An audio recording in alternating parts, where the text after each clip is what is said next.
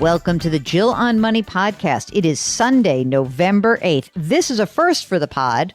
We've got a father-daughter tag team. Yesterday, we put in your feed an interview that we had conducted with Charles Schwab a while back. And today, we have a recent interview with his daughter, Carrie Schwab-Pomerantz. She works at the company, and she doesn't run it, but she does do a lot of their consumer-facing stuff.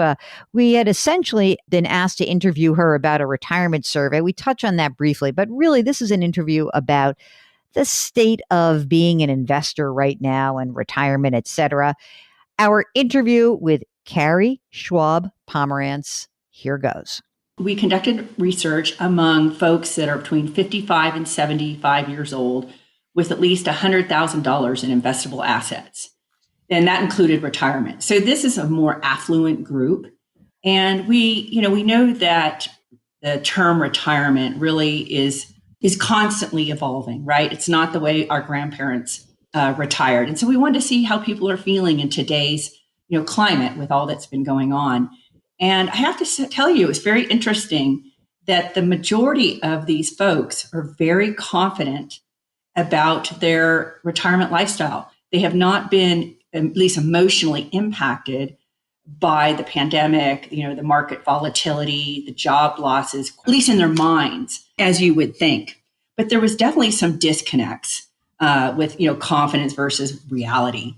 Tell me about that disconnect. These people have been saving since their 20s and 30s, which, as you know, Jill, I advocate for every young person to get started. So that's pretty extraordinary that these people did.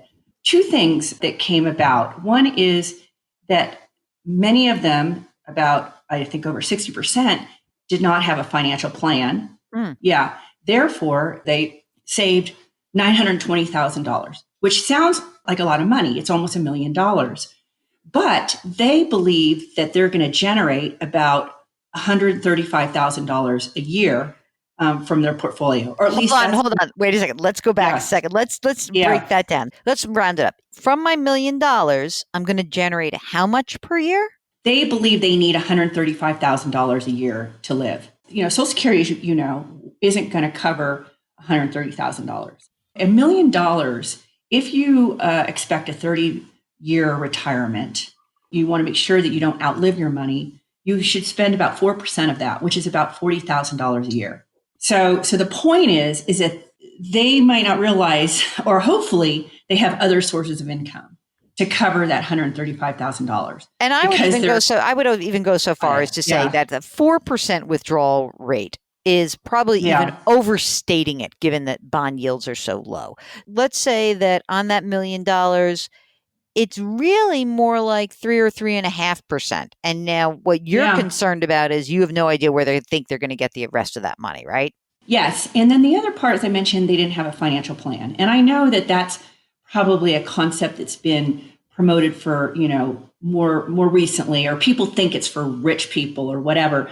But a financial plan is really for everybody. And it gives you the step-by-step sort of process, or first of all, it takes a look at all the money you have, all the assets, all the liabilities, and sort of what your goals are. And then it helps you create that step-by-step process to get where you want.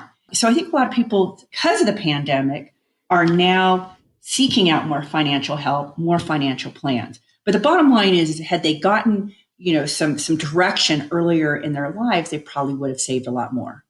I mean, I guess that in general, I'm not surprised that people don't do planning. But what's interesting to me is, here is an organization, Charles Schwab as an organization, which really broke through historically and brought the pricing of investment services down dramatically. I'm getting the sense in listening to you talk that this is just sort of in that same strain, which is you now, in general at Schwab, of course, there are expensive financial planners who clear through Schwab. That's one thing. But that you also are now bringing that idea of a more cost efficient way to invest into the planning side. So, can you talk a little bit about the kind of planning work at Schwab that you do that makes it a little like if there's less friction? Like, what is it about what you guys are doing that's allowing people to access the idea of planning more efficiently or cheaper and without the feeling like, oh my God, I have to like undress and give everything over to someone else? We feel that everybody should have a financial plan because that's the only way you're really going to get to financial security or the life that you really want. So, like you said, we're taking the friction out wherever possible. And I have to tell you, through market volatilities, Jill, I don't know if I've ever shared with you, but I also use an expert to help manage my money. I always share with people that even the experts get help because you do better, right? And you learn and you stay on track. And for somebody like me or with kids and a big job running around, I don't really have time for that. It's not about that I can't do it. It's just I don't have time. And so with the market volatilities, like back in the Great Recession when the market went down 50%, I said to my RIA, I said, oh my God, the phones must be ringing off the hook for you, Mike. He said, no, Carrie, everybody has their plan. Everybody has their asset allocation that reflects their risk tolerance. We've only had one guy call and he's a nervous Nelly and he always finds reasons to call. So the point is that a financial plan, in particular, one component is the investment plan. It reflects your goals, your risk tolerance, and then you can ride these, the volatility and feel confident that over the long term, you're going to be okay. It seems daunting to so many people to do it. I think that there's like the hurdle of the like, oh, now I have to gather up all of my information. I got to do all this stuff. But in some respects, I think that there is a sense of control that you can really feel by going through the process. I think one of the interesting parts of going through a financial planning process is essentially that you are becoming more in touch with this thing that seems amorphous and out there. It is indeed one of the ways that people can feel a lot more in control, as you said, especially during volatile times, regardless of whether the market is up or down. That's a huge lift to people who are feeling out of sorts about so many other parts of their life. When you're in the dark, that creates a lot more fear. But another thing that a lot of people don't realize is, a financial plan doesn't necessarily have to be complicated.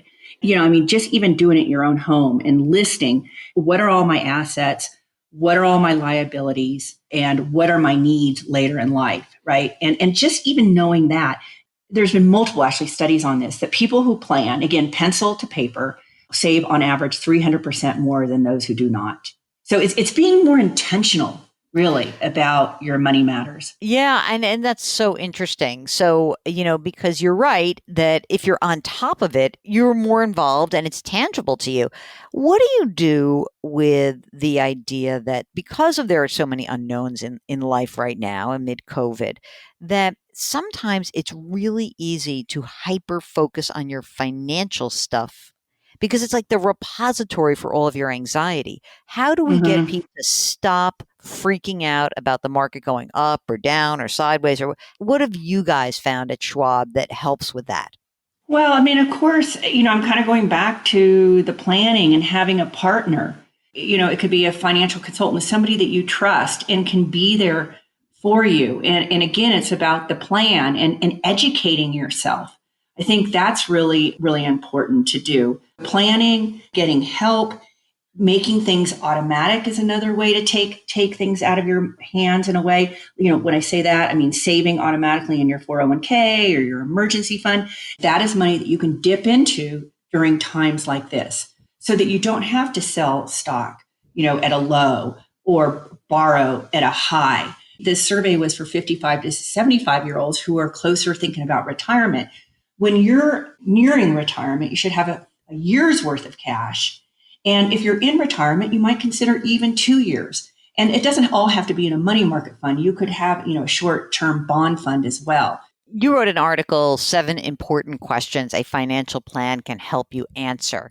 One of the things I just wanted to focus on is the idea about how to help people prioritize. And I think that essentially the idea of paying down debt and also, putting money into your retirement and getting that emergency reserve fund.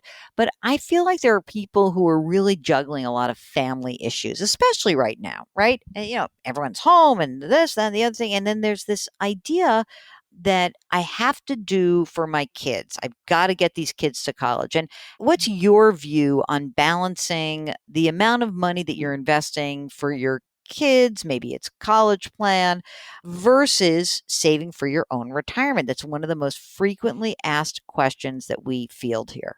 Well, my position is not very popular, Jill. So just to kind of reiterate what you had mentioned, because I think it's important for your listeners, the three most important money savings areas are, like you said, your 401k up to the company match. As we know, a lot of companies, not every company, but a lot of companies match doubling your savings. You can't get that kind of rate of return anywhere else, and you need it for retirement. So that's first. The second is paying off high interest, non-deductible debt. Again, that's like credit cards. And remember, we're paying what, 15% or more interest rate. That can go back to your savings. And then the emergency fund, as we already talked about, so you don't have to sell any stock at a low or so forth.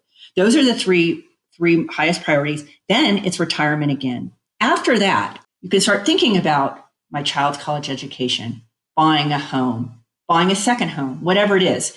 The reason we put college education last is the bottom line is you can't get a loan, you can't get a scholarship for retirement, but your child can. I think you're doing your child a disservice by depleting your retirement for them, because you will become a burden later in life. And I don't think any parent wants to do that.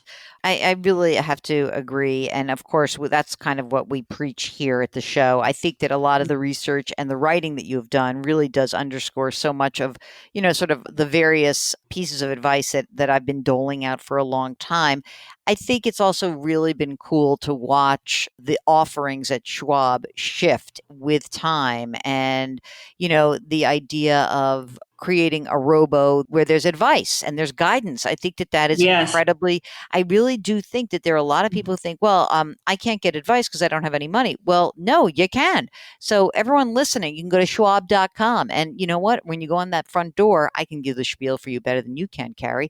And it says robo advice and unlimited professional guidance. And look, if you're a do-it-yourselfer and you want 0% commissions, $0 commission, you can go to Schwab and do that too. But for most of us, we are our own worst enemies. So I think one of the, beyond doing the financial plan, one really wonderful thing about having a robo and having advice is that it can prevent you from doing something stupid. And, some of you do stupid things sometimes. I wrote a whole book about that. Well, thanks for listening. And, as you finish out your weekend, a couple things to put on your to-do list. Number one, send us an email if you have a question. Ask Jill at jillonmoney.com. Or, of course, you can just go to the website to jillonmoney.com and there sign up for our free weekly newsletter or copy the link and send it to some friends of yours who should be subscribing to our podcast. Very important. We want to expand our listenership every single time we do put something out there. So help us do that.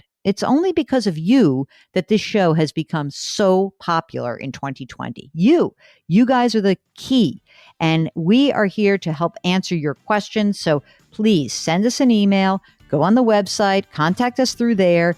And if you've got anything going on in your financial life and we can help you out, Mark and I really do appreciate that this is something that we do, that we can give to you. Okay? So don't forget, as always, I want to thank all of our guests who appeared, the Schwabs, this weekend. Our music is composed by Joel Goodman. Mark Talercio is the best executive producer of all time. We are distributed by Cadence 13. Please continue to wash your hands, to wear those masks, to maintain your physical distancing, and do something nice for someone today, will ya? Wouldn't kill you. We'll talk to you tomorrow. Thanks for listening.